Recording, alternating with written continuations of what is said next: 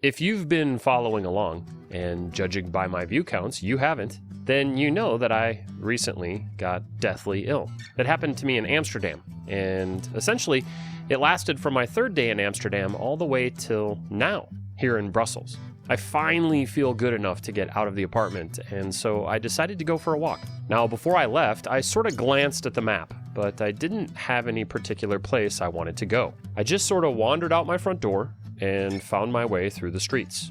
One thing you'll notice about Brussels is that while it's definitely got a lot of cars, and this infrastructure is mostly for cars, it's also shared infrastructure for bikes, and walking is rather pleasant. There isn't a ton of traffic throughout the city. There are places in Brussels where the traffic can be quite bad, but this isn't one of them. If we pause here for just a moment, it's worth noting that I'm 52 seconds out of my front door, and I've already run into my first bar/cafe/live music social area. Here's a third space just seconds away from my front door. This certainly isn't going to be the last one we see, but it's worth noting just how accessible things are in mixed-use urban fabric.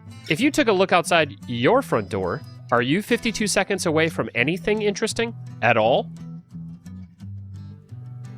We're now 59 seconds from my front door, and it's my first grocery store. Again, mixed use urban fabric. It is the solution to your problems.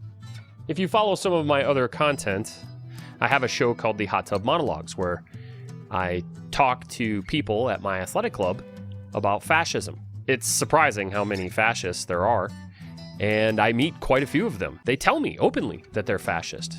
I had a gentleman just a couple weeks ago tell me that he was a fascist. A self-identified fascist. It's fascinating to me that folks like this are so emboldened and so replete in modern North American society. Well, I was in the sauna the other day and I spoke with a nice lady who I've talked to on multiple occasions. And I asked her about urbanism. I asked her what she knew, and she was completely baffled and dumbfounded.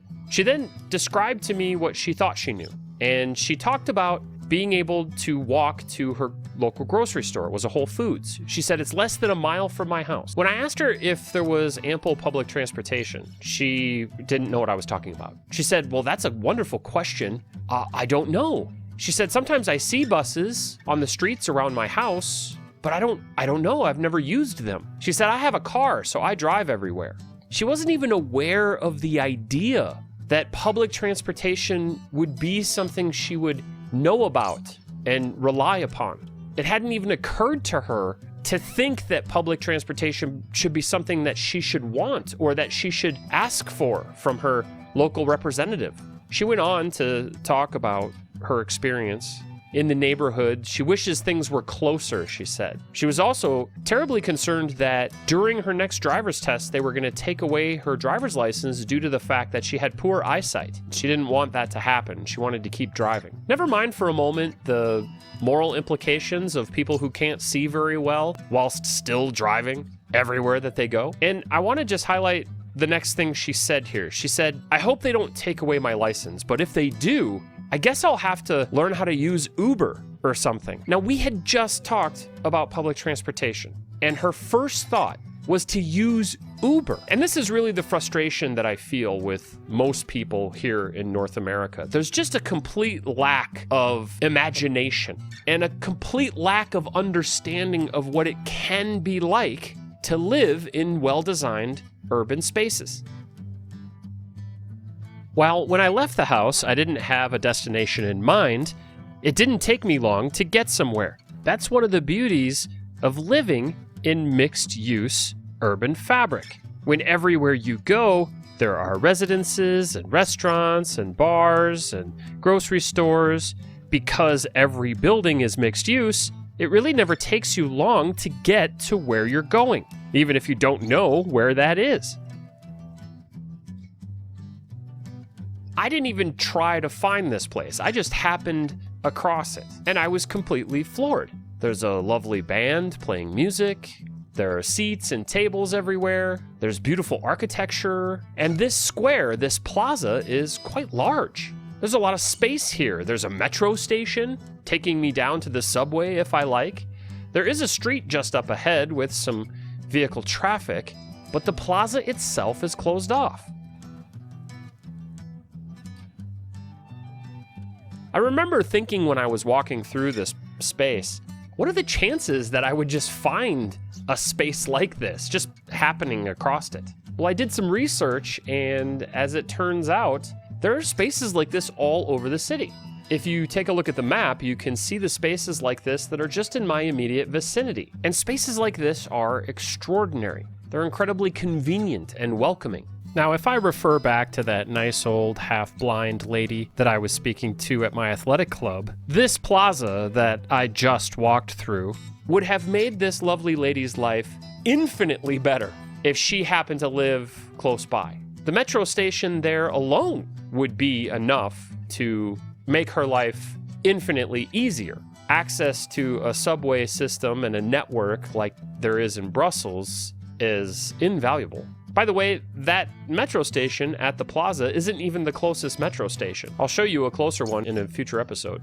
But if you've been watching this footage, you've probably noticed multiple buses going by. You saw the metro station, you saw the plaza. You've seen how much, not just housing is here, because all of these second, third, and fourth, and sometimes fifth story buildings are all residences. But look at all of the commerce. Look at all of the options, the availability of goods and services. And there are people out in the city because there's something to be out here for. There's something to actually do and to get. They have wants and needs, and it's provided for them. You know, I feel bad for that lady. She's not a fascist, by the way. I didn't mean to, I wasn't trying to imply that she might be. There are plenty of them, but she's not one of them. But she just has no concept of city design, urbanism, public transportation. She's not thinking of getting a metro pass, learning the bus system. She's thinking of calling Uber. And that's really what we're up against here in North America. That's the mindset. Now, as soon as I finish my European trip and I finish publishing all this footage, I'm going to dive into how to fix North American cities, specifically through infrastructure improvements. But I want to show you guys that I'm not just somebody who screams and shakes my fists and swears and makes fun of elderly people in a sauna, but I offer help, solutions, real world solutions, things that can actually save your city. And while it's not going to look like Brussels, it is going to get better, especially if we implement the strategies that I'll talk about. If you're wondering, what should happen first? What changes need to happen in my city right now? It's always transportation. Transportation is always the first thing you change. While you implement better buses, more bus frequency, more bus coverage, light rail if you can get it, subways if you can get it. But while you're implementing this transportation upgrade, then you think about more housing, changing the zoning laws, and redeveloping neighborhoods from single-family homes to multi-use and mixed-use buildings, like the ones you see here. I go to urbanist events all the time, and I hear urbanists, people who should know better, saying, well, you know, you can't get more busing until density comes. You got to get more density first, and that is absolutely incorrect. That's the wrong way about. Transportation first, density second. Now, while you're implementing better transportation, you can work on density, but it takes decades for a city to reinvest in its infrastructure and change over buildings. But you can reuse the streets and roads in your city right now as bus only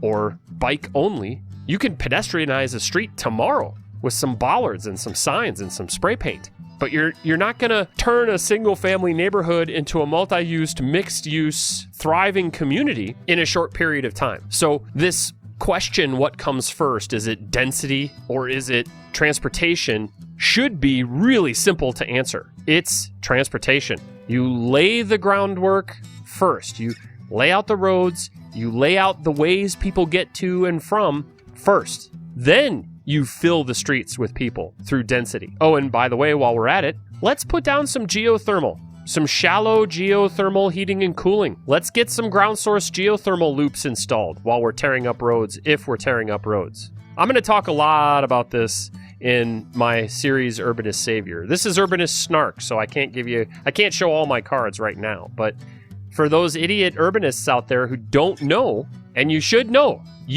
better. People who I meet at these functions, you should know better. If you say it's not dense enough to have blah, blah, blah train or blah, blah, blah bus or whatever, you don't understand urbanism. You're missing the point. It's high-frequency busing, high-frequency trains, high-frequency light rail, high-frequency transportation first. Always first.